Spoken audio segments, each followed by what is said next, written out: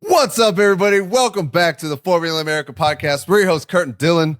Formula One's going to the La Pista Magica. Pasta linguine pepperoni, also known as the Temple of Speed. The Temple of Speed, Monza. This is going to be a good one, man. There's been some exciting events that happened at Monza. And this is the 75th anniversary of racing here, which is the longest held. There's been more races at Monza than anywhere else. This is 75. That's wild. Yeah. So this is a big weekend for Monza in general. Yep. It's a big weekend for Ferrari, well, you would hope, but unfortunately, I don't think that they're going to be on the podium. They've been on the podium here every year since 2022, so not that long. Leclerc won it last year. Oh, man, what a dream that was. Yeah. Everyone's a Ferrari fan at that point. Yeah, for sure. You see the energy from the Tifosi, especially here in Monza, it's unreal. It's unmatched. You can't find anything like that anywhere else.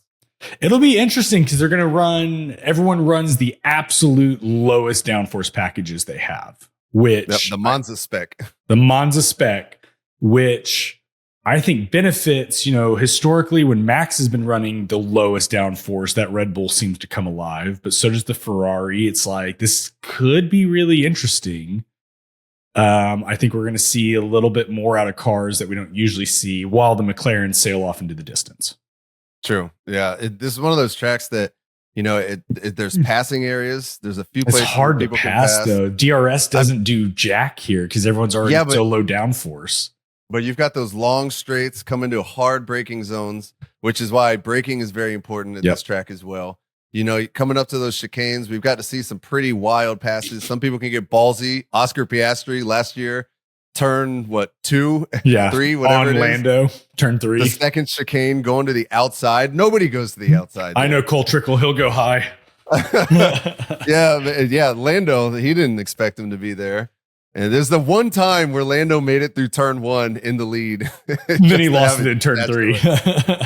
All right, now's a good time. We were talking about this briefly, but I didn't give you the stats. I just looked up Lando's pole position. First lap Lando stats. First lap, to the conversion. So he has had pole position 13 times. Okay. He has converted his lap. He has stayed in P1 for the duration of lap 1 time. Singapore of last year, 2024. That's awesome. It's tragic. Yeah, it is. So it'll be an interesting one, though. This I hope it's fun. I hope it's like Zandvoort. It's hard to pass on this track. Everyone runs super low downforce. We're on C3 through C5 tires, which is the softest lineup, but we have the longest pit lane of the season as well by time. So this generally one stoppers are the fastest, although last year we had one stoppers and two stoppers to include the McLarens. And we had one person do a 3-stopper, and that was Lance Stroll, and he finished last. But so it does happen.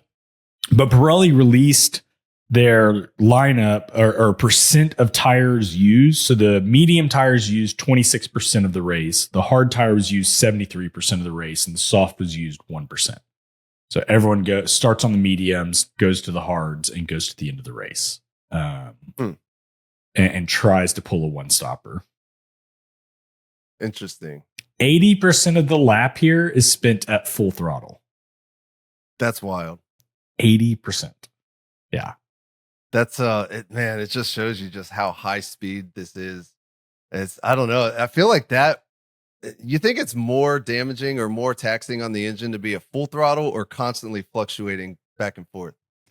I would think fluctuating. I don't know. I always think about that with like when you're on a boat and you just drop the hammer on the boat and you just keep it at full throttle for. It's like, man, if I did that on my truck, my thing would explode. Yeah, there'd be a piston sitting on the moon right now. Like, so I don't. That's what it makes. I always think about boats. I'm like, well, I'm sure. I mean, boats like to be at full throttle. That's where they're most efficient. So I'm going to say it's the same thing. That's my scientific reasoning. That sounds good to me. Yeah. Yeah. Let's see. What else do we got new for this weekend? We've got Ferrari has a new livery. Have you seen that? It does. They're doing the Niki Lauda livery. They are. I actually like this one. I generally don't like the Ferrari liveries. This one I don't mind so much. It's got the white on top, kind of like a throwback there, but I actually don't mind it. Yeah, it looks all right. And they're wearing blue suits. Yeah, they're wearing their blue suits. Also in Ferrari news, Lewis Hamilton still has a 5-place grid penalty. So even if somehow he pulled a miracle and got P1 in pole. So I went back and watched that. Yeah, so his onboard. I was giving him shit, but then I watched it and was like, that dude was freaking scooting. Dude, I saw Julian Palmer's analysis of it, and I was like, I thought he had it in fast forward, like 2x speed. And I went back and watched it somewhere else. Lewis was cooking it coming into there. Cooking. So we need to retract what we said in the last podcast. It's a well-deserved penalty, I think. It's just too subjective. That's always our issue. It's always subjective. And what stewards do you get this weekend that are going to feel like giving penalties for what things? Like, yeah, that's my issue with it. But yeah, Lewis was definitely cooking. A 5-place grid penalty is pretty serious. And there was people right there on the track. There's people standing at the wall where it divides the pit lane in the track. I don't know. I think it's a safety issue. I think it was deserved. Yeah, it's not easy. Yeah.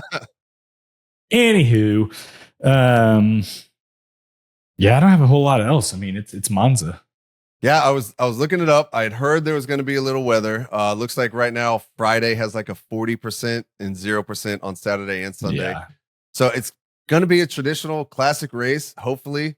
You know, there's been some notable events that have taken place here. We mentioned last time the famous one in 2021 where Max Verstappen parked his car on top of Lewis's in that first chicane.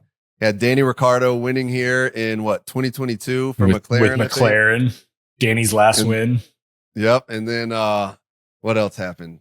Last year, I just can't get over last year, Oscar Piastri, when his teammate is in the championship fight going through and bullying poor Lando Norris in that second chicane. That was not nice. Yeah, well, maybe Lando should, not be so easily bullied. He's a soft boy. He is a soft boy. That's half my problem with him. That is half my issue with Lando. So I think Lando is in that whole McLaren thing is a big story and something to look out for this weekend. He had the issue with his car last weekend. They said it was something on the chassis led to an oil leak. The engine auto shut sensed down. it and shut it down quickly. Hopefully, but I do remember smoke coming out that exhaust pipe. I do as well. Hopefully that was just a little bit of oil leakage and not something internal to the engine. Because if he takes an engine, he's starting at the back of the grid. Yep. And if you're going to take an engine, you might as well take the whole power unit. Don't just do the ice.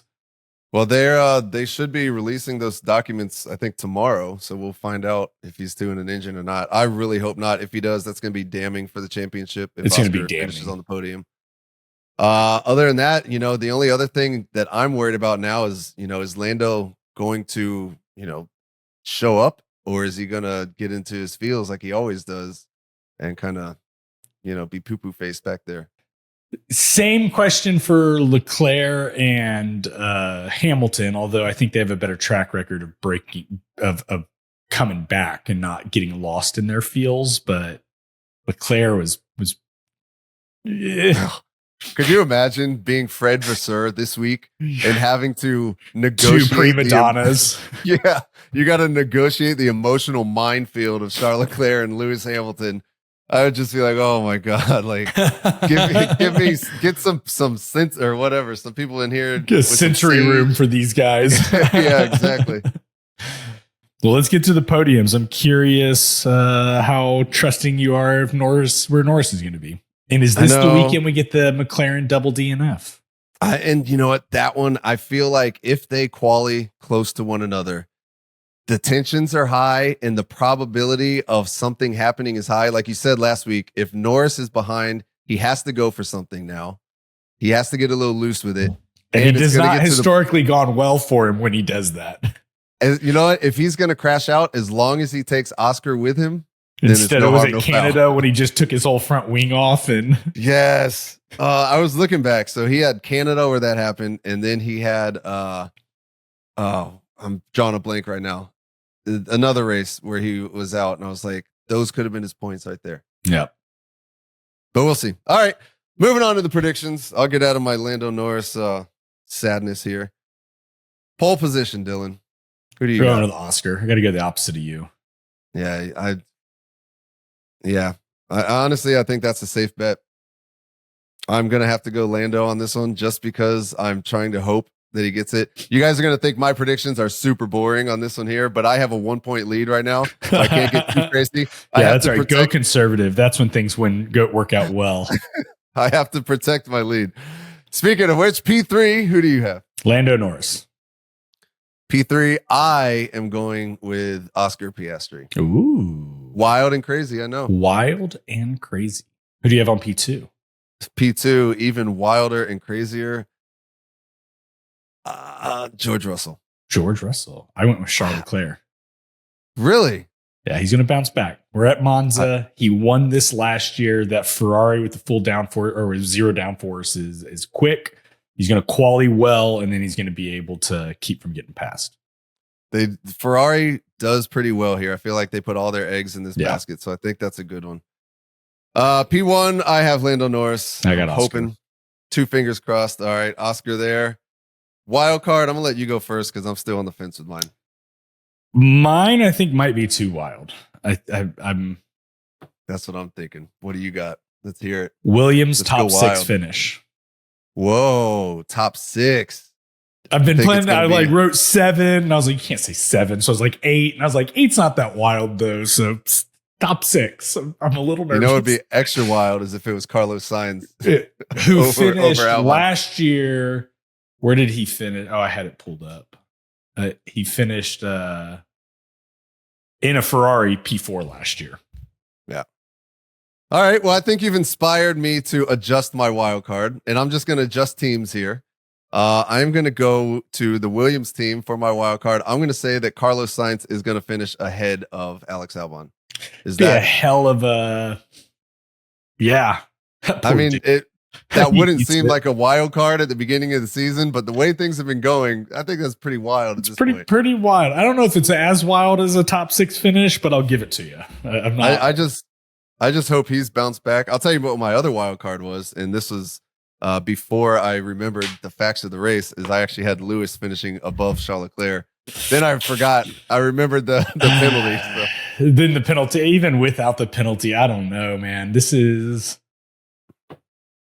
I always think about, Lewis said one thing that I thought was really interesting early on in the season. And I don't know how, like, when you're negotiating to move to a new team, do you not get to go drive the car? Do you have like test drive? I'm penciling in my name, but one of the things Lewis said is that they used the brake-by-wire a ton in the Ferrari, and they used it not at all in the Mercedes. And that was really weird and strange for him in like the slowdown on using that brake-by-wire system. And so I think about that and just the confidence you have to have in your braking system at Monza above all else. Like, everyone's going to hit top speed, but when are you willing to brake? And when you have a whole different, like, Leclerc's just more comfortable with that system. And I think that's going to give him, even if it only gives you a 10th, that's all you need. But that's kind of what goes through my mind. Mercedes never used the brake-by-wire system. Yeah, so if you have a direct connection to your from your pedal to your brakes, I'm sure you get a lot more feedback, a lot more feel. And with the other one, you're just engine braking essentially.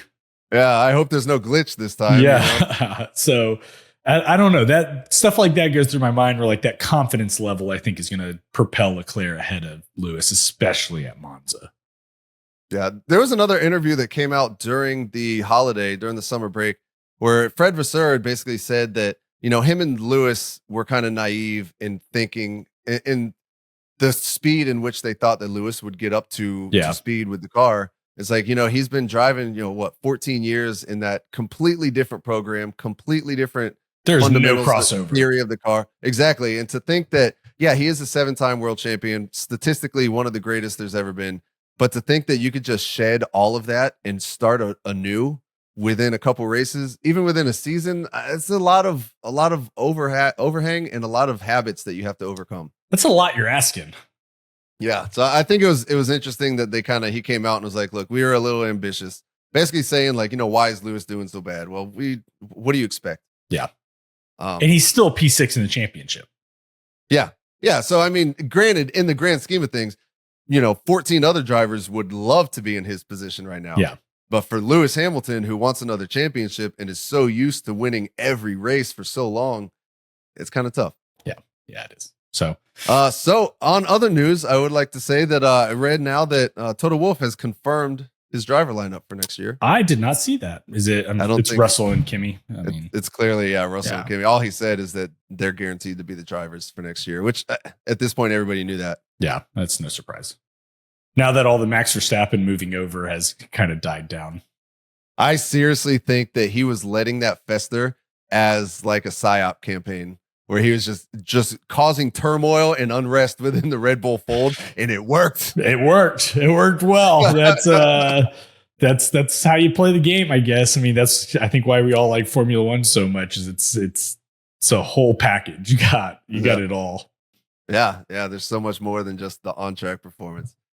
All right, well, do you have anything else for this weekend? Not really, no. Anything else of note? I'm trying to think if any other news came out. Nothing that I can think of. Nothing that I've seen that's relevant. I did see a Toto Wolff interview that I thought was kind of interesting, that he was talking about how if Lewis were to retire at the end of this year or next year, he'd still be considered the GOAT because nobody cares about his Ferrari years, just like nobody thinks about Michael Schumacher's Mercedes years. And it was like, I never really thought about it that way. That's a good point. Again, he was there for 14 years. It's hard for us to switch to Lewis being a Ferrari driver. Yeah. It's still how comfortable is it when you look back at old highlights and you see Lewis wearing the Mercedes gear? Like that's what we came up on. Yep. So I did think it was funny. Toto Wolff came out and he said that Toto, Fred Vasseur, and Christian Horner is the good, the bad, and the ugly. And now the bad is gone, so he'll let Fred figure out who's who. That's awesome. That's good. I like that.